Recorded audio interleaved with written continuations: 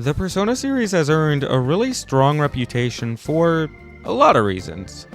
The three core entries in the series all feature stylish and polished combat systems, incredibly recognizable soundtracks, and very memorable storylines. The games aren't perfect by any means, the dialogue can be a little clunky, and the series' treatment of women definitely leaves something to be desired. Still, there is so much passion and inspiration put into these games that make their popularity and critical reception more than well deserved. Now, this series has a very wide scope in terms of the central themes being explored. Each game discusses Jungian ideas of the collective unconscious, the relationship between reality and dream, and society. And there's plenty of content online discussing how the games treat those subjects. Yet, one important aspect of the game's stories that I see less discussion about is youth. Every game in the series, aside from Persona 1, but no one counts that, stars teenagers. And since Persona 3, a core mechanic in the series has been life simming the high school experience. Now, the way youth is depicted in these games vary. Persona 5, for example, heavily explored teenage angst as a central theme. So shut the f*** idiot! But, in my view, the Persona game with the most interesting and frankly beautiful portrayal of youth has to be Persona 4 Golden. Allow me to explain why.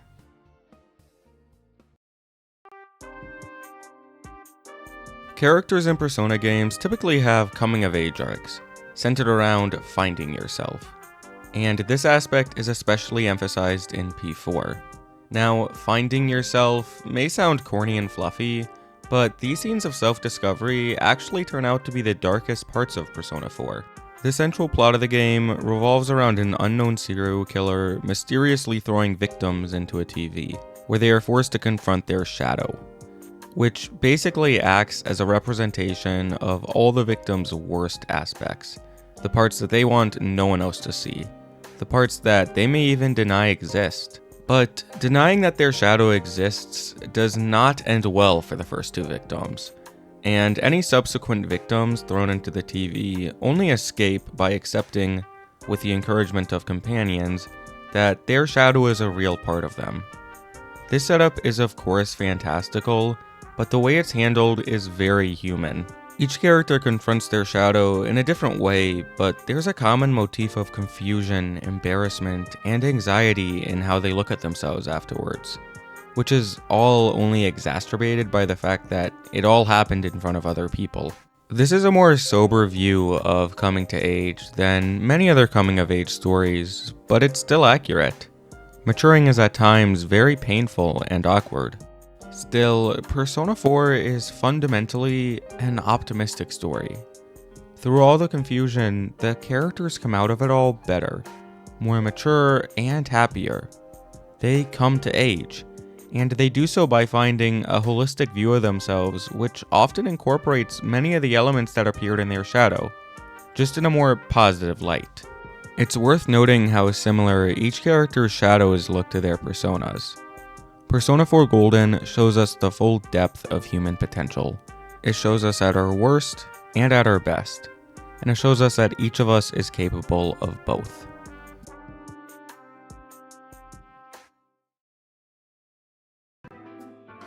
Now, with all that being said, I should note that Persona 4 still manages to be easily the most lighthearted game in the series. When the protagonists aren't tracking down a serial murderer and confronting the worst sides of themselves, they're doing stuff like this. Persona 4 bounces constantly between melancholy and brevity, and you can see this tonal divide everywhere in the game. 1 hour the plot is revealing,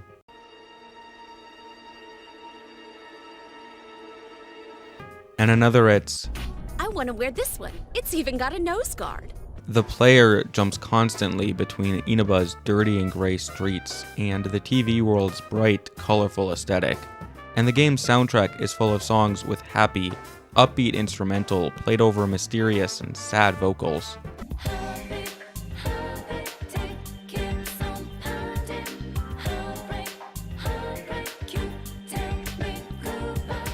The game's consistent ability to strike this balance between the ridiculous and the serious is genuinely really impressive. The divide never comes off as jarring or forced, but every scene, okay, almost every scene, feels fitting and in line with the game's central themes. The humor in Persona 4 serves a much higher purpose than merely being funny, although it is really funny. It helps portray the obvious reason behind why we're all so nostalgic for our formative years. Amidst all the awkward growing pains and confusion, they were ridiculously fun years. I imagine most players, like me, enjoyed the funny, lighthearted scenes just as much as they did the more serious, quote-unquote important plot points. These scenes of brevity are just as human, and I would even say touching, as the more concrete moments of character growth. Persona 4 does deal with heavy and abstract themes, but it isn't content to be merely about those themes. It's also a fun story about a group of teenagers who just really enjoy each other's company through the introspective and ridiculous moments of youth.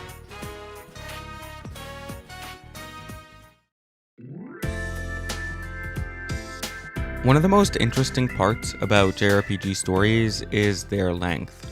Persona 4 Golden has a story about as long as the entirety of Game of Thrones, and the writers used this length in really inventive ways. While a 2.5-hour movie has to condense a narrative down to only the essentials, the 70 hours Persona 4 takes to beat is filled with memorable but trivial moments. The investigation squad spends a day trip out on the beach. They pass a warm summer day together eating watermelons, and months later spend a weekend out skiing.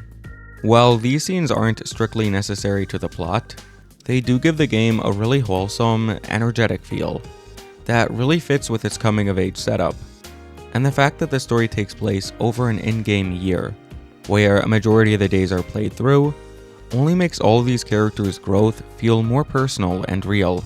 The characters you meet on your first day are not the ones you leave on your last, and their growth occurred not just through concrete character moments, but also through the day-to-day slog of high school, their quirky little adventures throughout their social links, and the fun, seemingly trivial get-togethers littered throughout the story.